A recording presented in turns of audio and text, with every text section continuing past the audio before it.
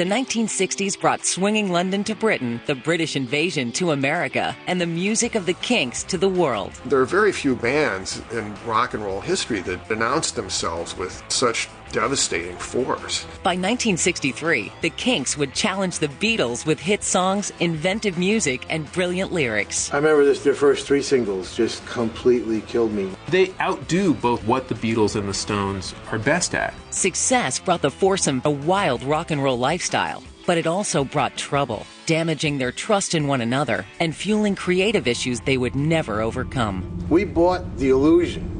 You know what I mean? We thought all these guys were friends. Nothing to lose. Lead you to where you are today. I believe in storytelling. It's gonna make you a star. I'm still trying to figure that out.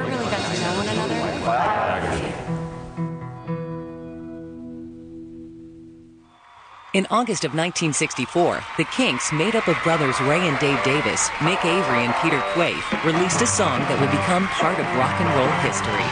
Girl, you really got me going. You got me so I don't know what I'm doing. You Really Got Me is one of the most influential songs ever in rock and roll.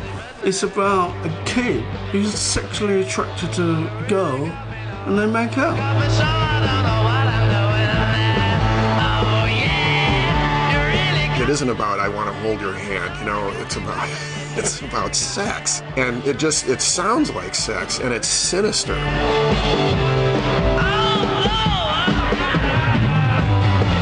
The song, with its raw primal beat, hit #1 on the UK charts within a month.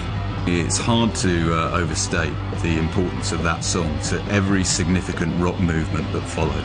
It was just unbelievable. It cut through everything. I mean, even the Beatles it cut through. You can hear it in Van Halen.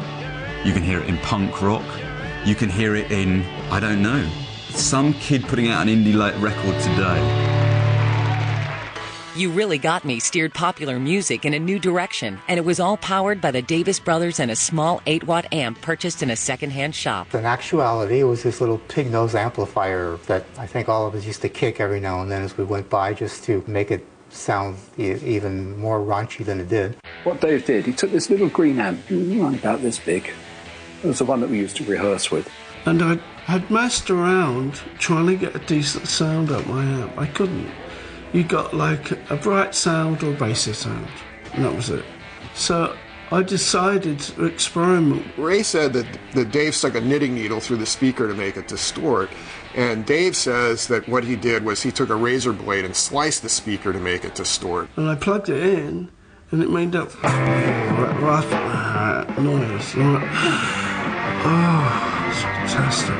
Dave's guitar was snarling, he's playing these bar chords, and Ray's vocal was snarling.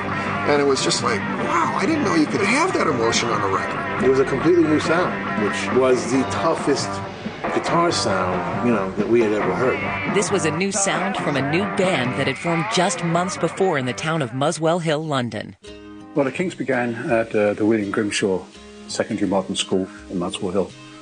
We were at a music lessons. One day, one of our teachers asked us if any of us could play any instrument. He said, because it would be nice if you could play at the school dance. And so it's Ray, Pete, and myself that really started the band. We got together and we found out that in actual fact it worked. It really did work. And we got up on the stage on the night of the school dance and it went down great. We looked at each other and went, boy, maybe we're onto something here. We were like 3 baby musketeers. Our love for music. We really started rehearsing together. And that always went on at Ray and Dave's place. It's the famous front room. The Davis home at 6 Denmark Terrace served as rehearsal and social hangout. There used to be parties every weekend, and everybody would sing the songs that they liked. And the more we played out, the better we got. And the more excited we got. We had various dramas. Eventually, we came across Mick. When I first joined the band, they were like a blues band, and they did a lot of blues numbers. The newly formed band played under a number of different names. It would be the Ray Davies Quartet if it was Ray that got the job. But, so if I got the job, it was Peter Quaife Quartet. And so Ray found out about that, and then he said, no, I knew them before you did, and it's the Ray Davies Quartet. I think they used to change the name quite a bit. My earliest recollections are really playing gigs in Muswell Hill under a variety of names, the Ravens, which was my favourite name. And then the band came across a name that would give them the commercial edge they needed. I think someone suggested it in a pub, said to Mick, you know what you ought to be called, don't you? Bleeding Kinks.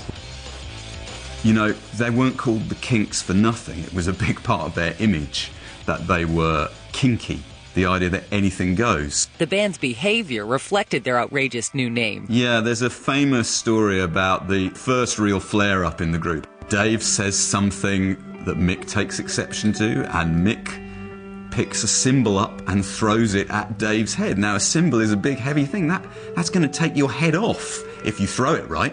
Yeah, well, it was a hi-hat, and I put it upside down, and he went down, and the curtains closed. End of the show, folks. Fighting was definitely part of the band's DNA, especially for brothers Ray and Dave, who had very different personalities. Because I was a serious, deep-thinking musician, and there was this crazed kid with sort of really big hair playing these amazing guitar licks, and I thought, wow.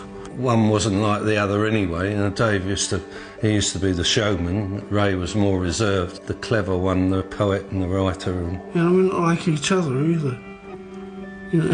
I'm not like everybody else, and I'm especially not like my brother, and vice versa. So it's kind of an interesting dynamic there.